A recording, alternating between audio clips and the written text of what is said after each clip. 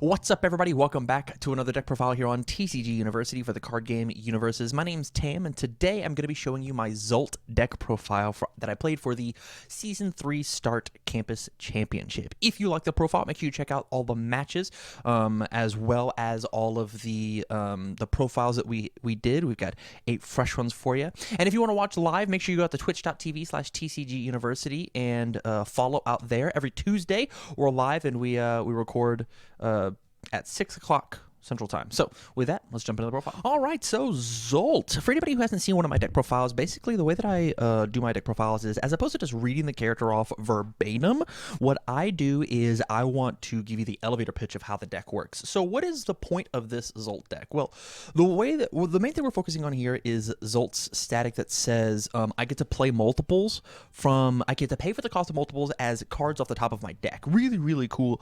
And then my multiples don't count towards progressive. So I throw a bunch of little baby 1 damage attacks by just flooding my card pool with a bunch of face down multiples. And the big thing about this Zsolt deck is we're playing a card out of the new DLC called Shell of a Proud Man. This card says this card says, after my attack's not blocked, commit a foundation. After my attack's not blocked, my opponent loses 2 damage. So they're probably not going to be blocking my 4 1-damage attacks. Well, if I can just keep committing foundations, those 1-damage attacks are actually 3 damage attacks, and I'd normally have to play 20 1-damage attacks to kill a 20 life, but now I only have to play 7 1-damage attacks to kill somebody, and they not block. So now this says that every single attack that I do, every single attack that I play is actually a lethal attack. And so the point of the deck is how quickly can I make that happen.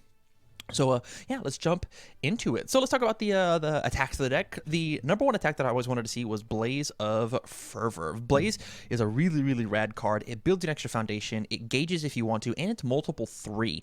And it says that it itself basically ignores progressive. We're not stacking our extra Zolts, although we could. I think if I would recommend stacking a singular 1-dot Zolt. But excuse me, there's a ton that we can do inside of this character when it comes to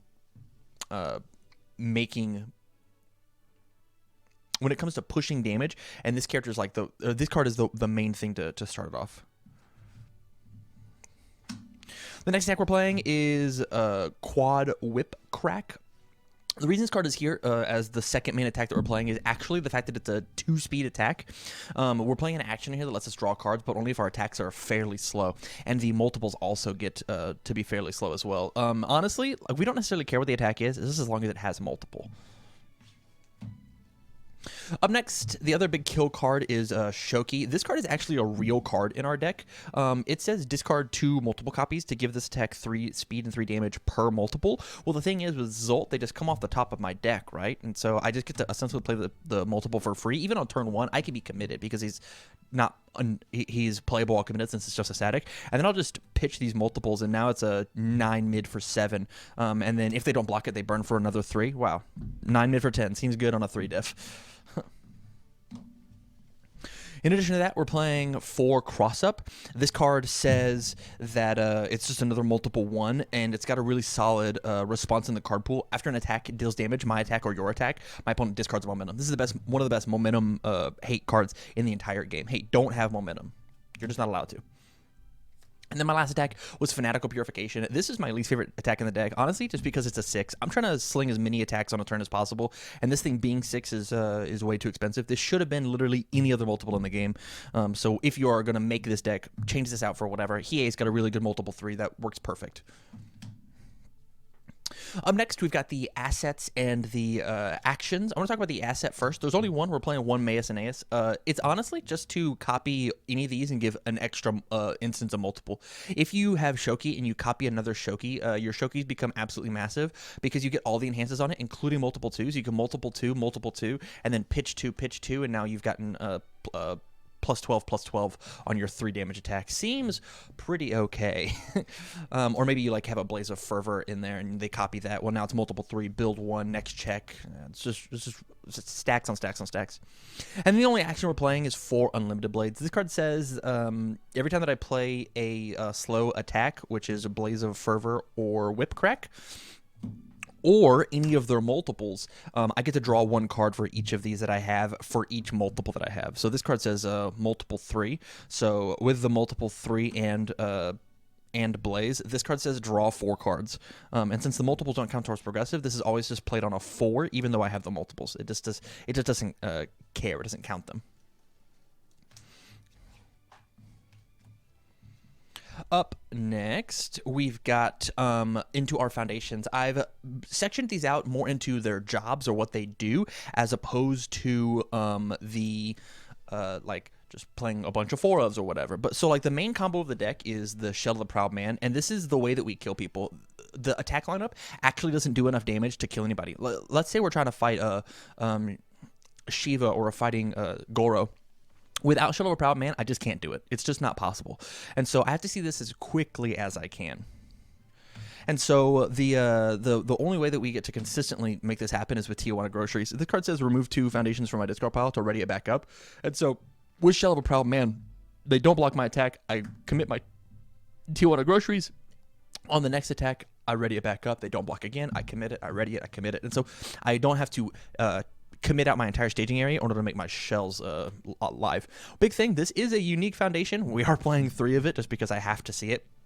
And it is a 3/5 non-block. So there are a ton of non-blocks in this deck because, you know, you don't have to block if they're dead. We're playing 4 Honky Tonk Woman, and the reason we're playing this is because I've got 2 very specific foundations that I have to see in order to make my combo absolutely brutal. And so if I can force either of these to be on top of my discard pile, I will, and I'll make it happen. This will let me grab them back. Up next, we're playing For the Azure Nightmare. Is this a baby copy of Tijuana Groceries? Discard a card and ready it back up. So this is 2 instances of Shell, and that's the reason it's in here.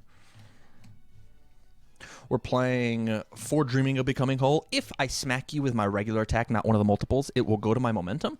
And so from there, I can just, once it gets committed, I can discard a different resource like Azure Nightmare and ready it back up in order to continue my shell plays.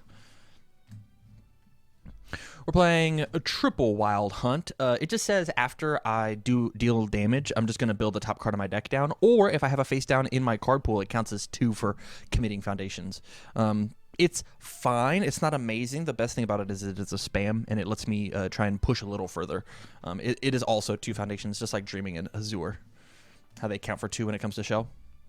We're playing for the Hunt for Spiders and Dragons. This is a one-time shell trigger on a 3/5/3 low block as opposed to a 2/5/2 mid block. The power creep, right? Response after your death or life attack. All of our attacks have life. I either gain 2 or they lose 2. The goal is for them to just lose 2.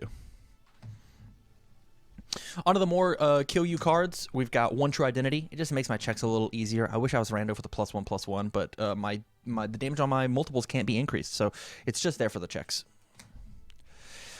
1 Look the Devil in the Eye. It's kind of like a one-time use for True Identity. I love this card in combination with Honky Tonk Woman.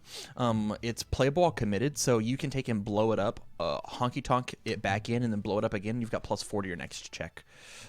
Really, really strong stuff if you know how to time it out right.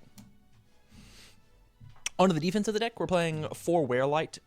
Not really an amazing defensive card, but it just says that I can basically skip an enhanced step on 1 attack by making them choose something that they have playable while committed.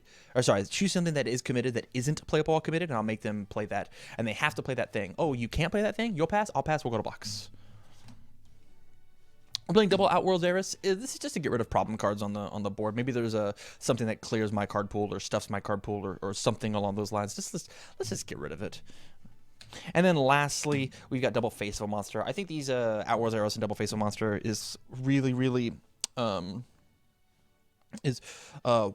really useful. It's some of the best core piece defensive things that you can do. You can turn your multiples or whatever into whatever zone you need, or more importantly, once you're at desperation, you can change their attack and auto block something. Incredibly useful, but you don't necessarily need it inside of this deck. All right, and there you have it, my Zsolt 1-dot deck profile. If you liked the profile, make sure you check out the other profiles that we have here on the channel, especially for the Season 3 start. We are shaking stuff up and seeing how it all folds down when it comes to this new season of Campus Championships. Like I said at the top, if you want to join us live and join the Twitch chat, make sure you go to twitch.tv/TCGUniversity and follow out there. Drop the prime if you've got it. And if you want to talk about your Zsolt deck or my Zsolt deck or any Zsolt deck, go out to patreon.com/TCGUniversity and sub at the $1 level. Get access to our Discord, and I'd love to have a conversation with you all day about it. So, from all of us here at TCGU, thank you very much for watching, and stay learned.